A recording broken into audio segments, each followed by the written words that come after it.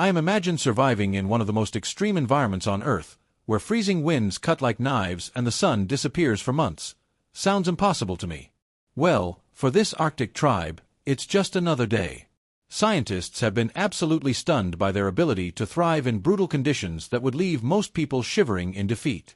From mind-blowing adaptations to ancient survival secrets, this tribe has left researchers scratching their heads.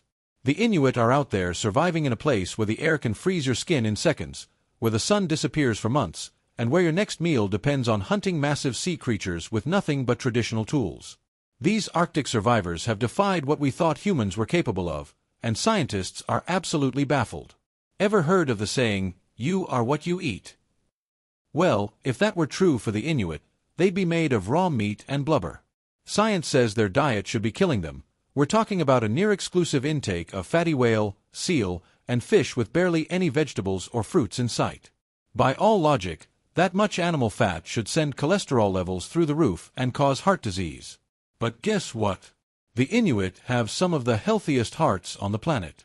Their secret? A genetic adaptation that helps their bodies process fats differently. That's right, evolution might have handed them a cheat code for survival in one of the most extreme environments on Earth. Ever stepped outside in freezing temperatures and felt your fingers go numb? This tribe is surviving in sub-zero conditions with minimal clothing. The Inuit don't just survive the cold, they thrive in it. Scientists have discovered that their bodies generate heat differently from most humans. Their metabolism is turbocharged, allowing them to stay warm even when the temperature dips to deadly levels. And their bodies are literally shaped for survival. Shorter limbs and stockier builds help them conserve heat. It's almost as if they were engineered for the Arctic, making researchers wonder just how deep these adaptations go. You've probably heard that the Inuit have dozens of words for snow, right? Well, that's just the tip of the iceberg, pun intended. Their language, Inuktitut, actually shapes how they see the world. Studies suggest that speakers of Inuktitut process time and space differently because of how their grammar works. For example, their concept of direction isn't based on left and right like in English, but on absolute terms like north and south. This means that an Inuit elder could be blindfolded, spun in circles, and still point north without hesitation. Scientists still don't fully understand how this works, but one thing is clear: the Inuit have a connection to their environment that goes beyond what we thought was possible. So, are the Inuit living proof that humans can evolve to master any environment, or are they holding on to ancient knowledge that modern science has yet to understand? Let me know what you think in the comments, and don't forget to like and subscribe for more mind-blowing discoveries. The Inuit might have adapted to the harshest conditions on Earth, but their story isn't the only one that has left scientists speechless. The cargo cults are yet another mystery. Sometimes, human belief takes an even stranger turn. This is a group of people witnessing technology so advanced that it might as well be magic. Now, what if they started worshipping it? Well, that's exactly what happened in the Pacific during World War II, leading to the birth of something absolutely surreal: the cargo cults. Here's how the story goes.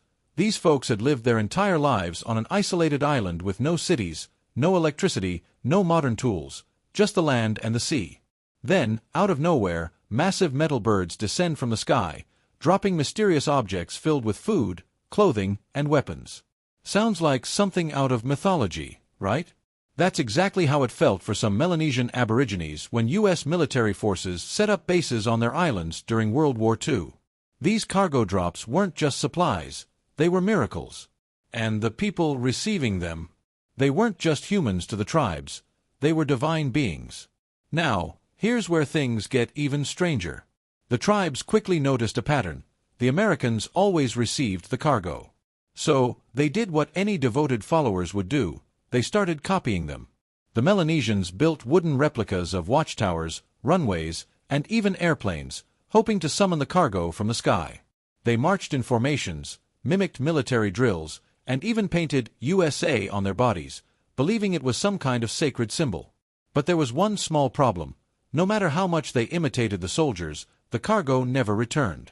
When the war ended, the U.S. military packed up and left, taking their supplies and their miracles with them. But for the tribes, this wasn't just an army leaving, it was their gods abandoning them.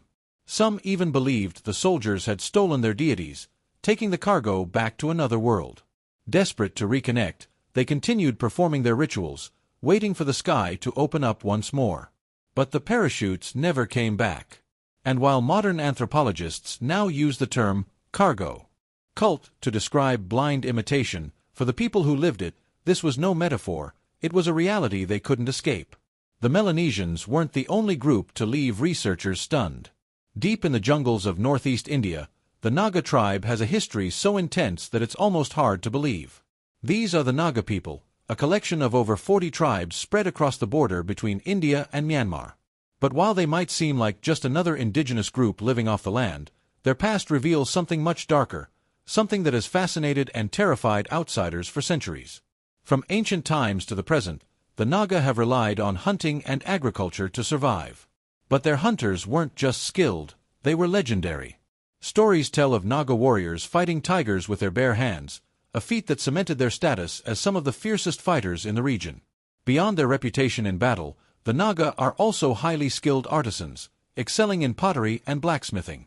Despite their warrior culture, their society wasn't entirely ruled by men. While men held authority, women weren't treated as servants. They had their own rights and responsibilities, particularly in managing households and raising children.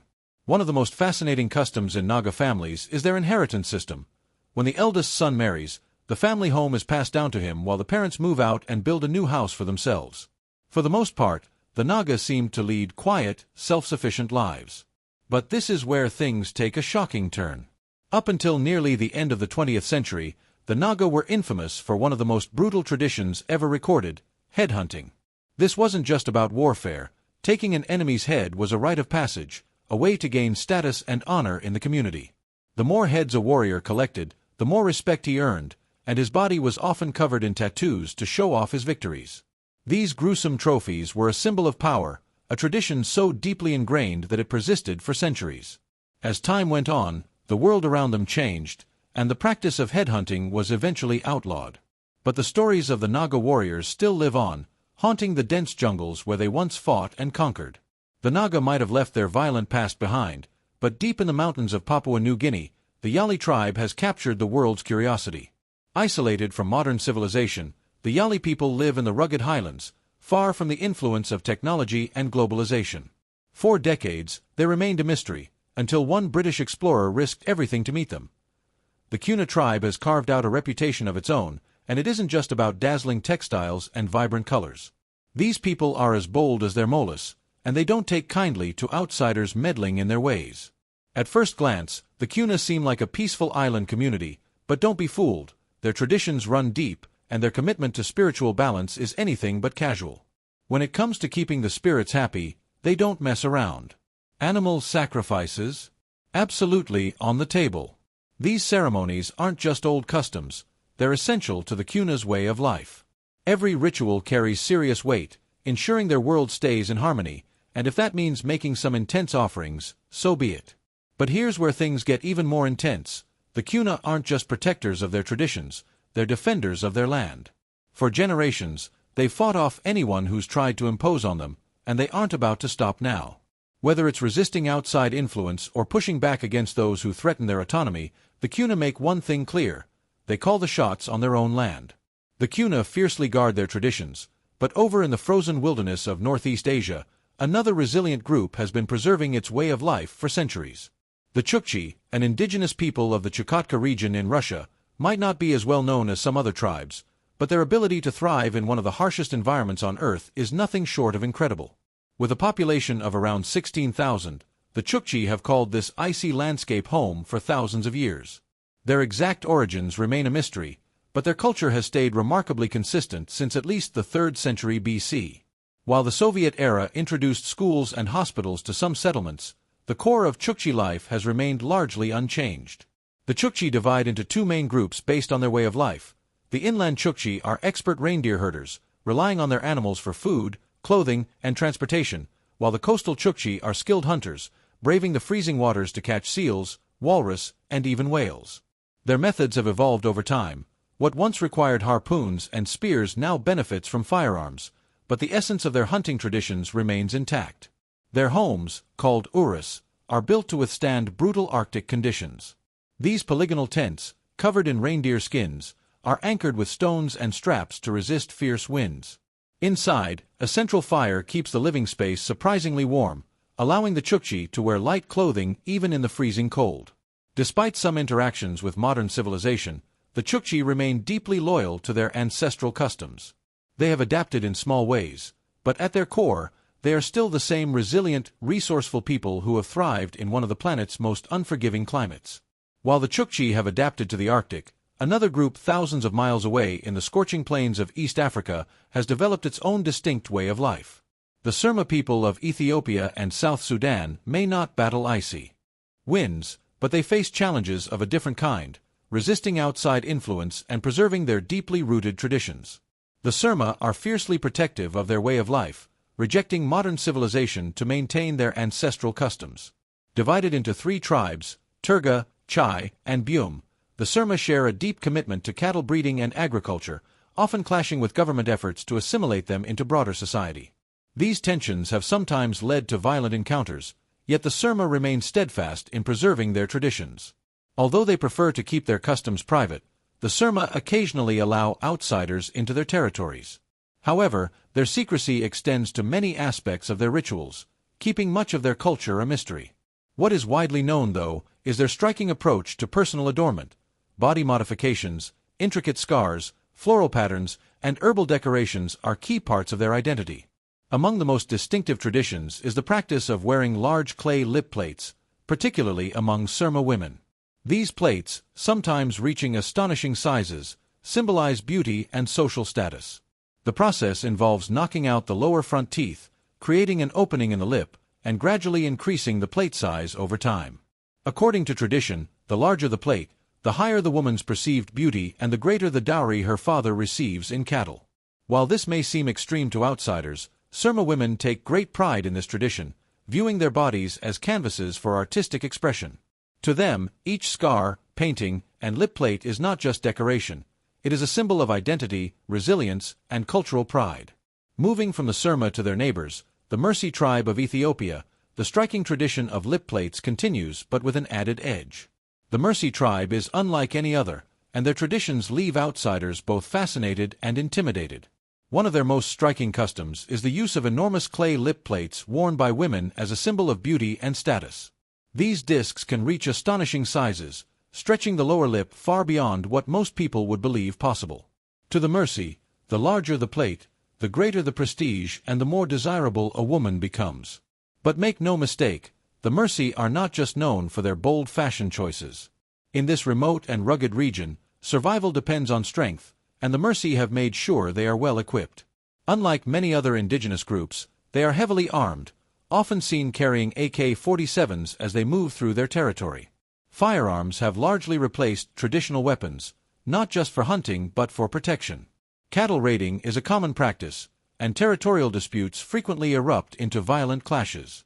Here, conflict is not just an unfortunate reality, it is woven into the culture, a test of power and resilience that has shaped their identity for generations. Outsiders who attempt to visit the Mursi do so at their own risk. Their reputation for aggression is no exaggeration, and they do not take kindly to uninvited guests. While some travelers and researchers have been granted access, it is always under strict conditions.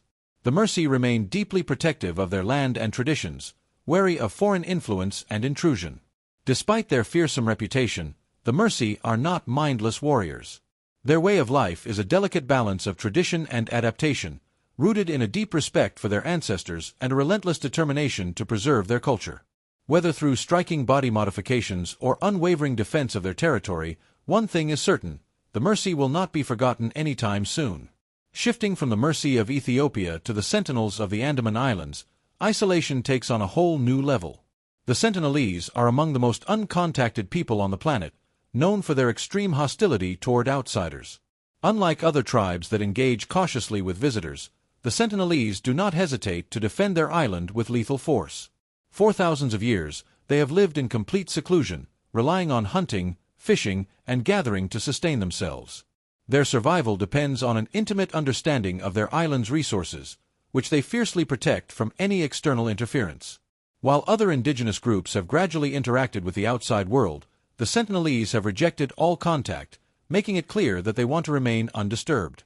Their reputation for aggression is well established. Anyone who ventures too close to North Sentinel Island risks being met with arrows and stones. Even government authorities have learned to respect their boundaries, enforcing strict no-contact policies and buffer zones around the island to prevent unwanted encounters. Despite modern curiosity about their way of life, the Sentinelese remain a mystery, and they intend to keep it that way. For those exploring the Andaman Islands, admiring them from a distance is the only option. Attempting otherwise is not just reckless but potentially fatal. So, what do you think? Could you survive the Arctic the way the Chukchi do? Scientists are still uncovering the full extent of their incredible resilience, and honestly, it just proves that human adaptability knows no bounds.